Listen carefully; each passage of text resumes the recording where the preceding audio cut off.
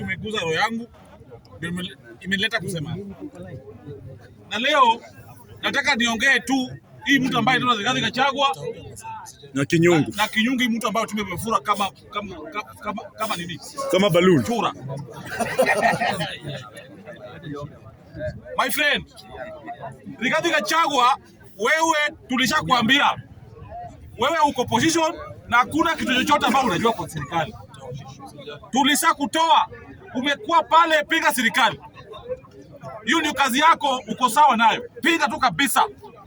Bali kwa serikali ulikuwa haujui kupiga serikali. Nyinyi ndio watu wa kwanza mlianza kutusi Wajaluo. Wakati Raila Amolo Odinga alikufa, ulifurahia. Wakati Raila Amolo Odinga alikuwa hai, karibu wewe Raila Amolo Odinga pale Kware.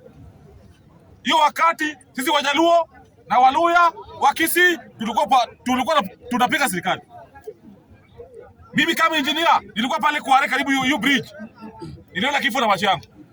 Rigathi Gachagua, wewe ndio unaleta hao wakora wakuja pige sisi. Saa hii ukuje serikali siku moja toka nje ukuje maandamano, tutalipa kisasi. Na tuogopi, tutalipa kisasi. Kitu ambacho ulitufanyia hatutasahau. Hatutasahau. Ndio nasemanga my friend. Hii dunia ni duara.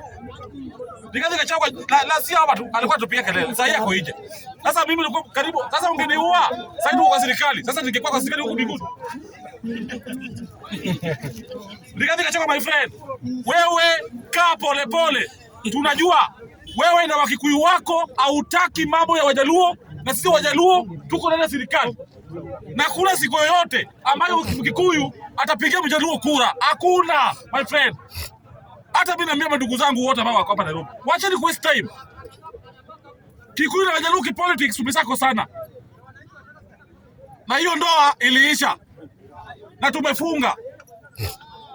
Mungu peke yake atakuja kusaidia sisi. Lakini binadamu kama sisi imeisha. Mimi naongea, mimi ni Mjaluo kutoka Kisumu. Na mimi ni Mkikuyu na siasa tumekosana. Mimi siasa ya mambo, mimi Ruto, mimi nataka nikwambie, mimi nakusupport. Nikisikia Kikuyu akasupport serikali, ameingia kwa serikali, mimi naama.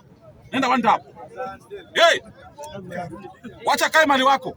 Mimi na Kikuyu ni kama mafuta na maji.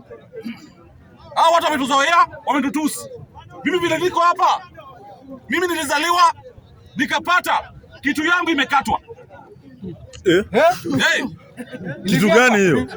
Nitoe muangalie. Nimefura. Nilizaliwa nikapata, nilipelekwa circumcision. Lakini mimi niliona ulikatwa kwa tumbo. Kuna jamaa mwingine hapa. Tumbo imefura kama kwa balloon. China. Hapa last year hapa alikuwa analia hapa, tulikuwa namsaidia hapa. Yeye sasa amejitokeza, anatusi Babu, amejitokeza, anatusi nani? Sifuna, anajitokeza, anatusi Miresos, anajitokeza, anatusi watu wa Jakaranda. Baba ametusi Masai. Anaitwa Kinyungu, si nyungu. Wamsheke. Hiyo kichwa kubwa. Kilo 4. My friend. Kichwa kilo 4. Kinyungu. Kama unataka kurudi Jakaranda, mimi kama engineer Kevin, mimi ndio speaker hapa, tuko na speaker yangu hapo. Mimi nataka my friend, you need ultimatum. Lazima apologize kwa bidii. Hakuna ku apologize, hawezi rudi hapa. Lazima apologize, unasema hiyo kitu. Kama huwezi apologize, hii Jakaranda yako na wewe imeisha. Hakuna ku apologize. Hatuwezi bebelezana wewe. Wewe ni Masai. Umetusi Wajaluo. Ati Wajaluo hawajakatwa. Wakati alikuwa tuji Wajaluo pia anatusi paka Waluya.